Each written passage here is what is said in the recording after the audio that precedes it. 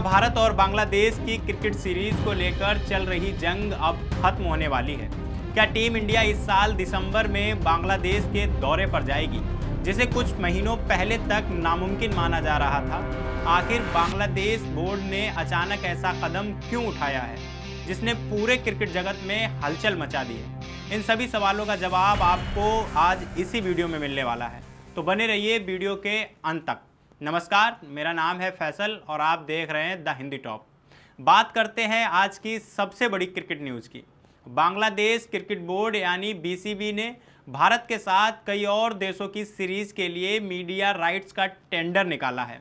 यानी बीसीबी ने ब्रॉडकास्टर्स और डिजिटल प्लेटफॉर्म्स को बुलाया है ताकि वो इन सीरीज के टेलीविज़न और डिजिटल राइट्स खरीद सकें।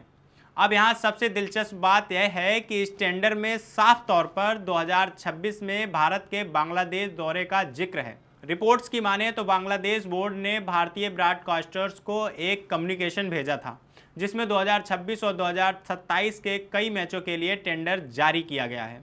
इस टेंडर के मुताबिक 4 बड़ी सीरीज शामिल हैं। पहली, भारत का बांग्लादेश दौरा 2026, जिसमें 3 वनडे और 3 T20 मैच होंगे।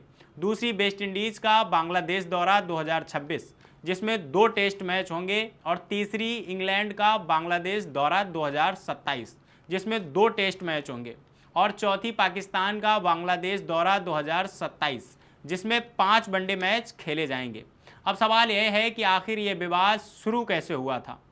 दोस्तों, दरअसल भारत और बांग्लादेश के बीच अगस्त-सितंबर में 3-3 मैचों की वनडे और T20 सीरीज खेली जानी थी, लेकिन पिछले साल के आखिर में और इस साल के जनवरी में दोनों देशों के बीच डिप्लोमेटिक टेंशन बढ़ गई थी। इसकी एक बड़ी वजह यह भी रही कि बीसीसीआई ने बांग्लादेशी खिलाड़ी मुस्तफिजुर रहमान को IPL 2026 से बाहर कर दिया था।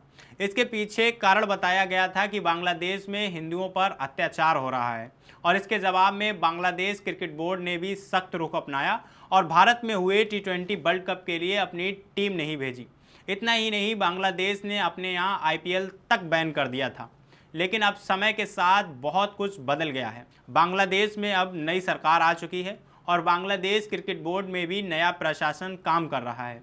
इसी वजह से यह उम्मीद बढ़ गई है कि दोनों देशों के बीच यह सीरीज दोबारा शेड्यूल हो सकती है। हालांकि यहाँ एक ज़रूरी बात यह भी है कि हाल ही में BCCI के सचिव ने PTI से बातचीत में कहा था कि BCCI को BCB के सिस्टम से कोई लेना देना नहीं है।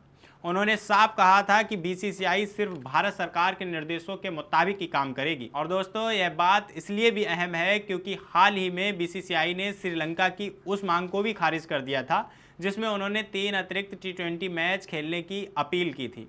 और दिलचस्प बात यह है कि यह भारत बांग्लादेश सीरीज भी अब उसी विंडो में शेड्यूल है। तो अब देखना यह होगा कि क्या BCCI इस टेंडर के बाद अपना रुख नरम करती है या फिर सरकार के निर्देशों के आगे यह सीरीज एक बार फिर टल जाती है। आपको क्या लगता है, क्या टीम इंडिया सितंबर में बांग्लादेश जाएगी? कमेंट में अपनी राय जरूर बताइए। और आपने अभी तक हमारे चैनल द हिंदी टॉप को सब्सक्राइब नहीं किया तो सब्सक्राइब कीजिए और हमें social media platform Facebook, Instagram और एक्स पर फॉलो करना मत भूलिए।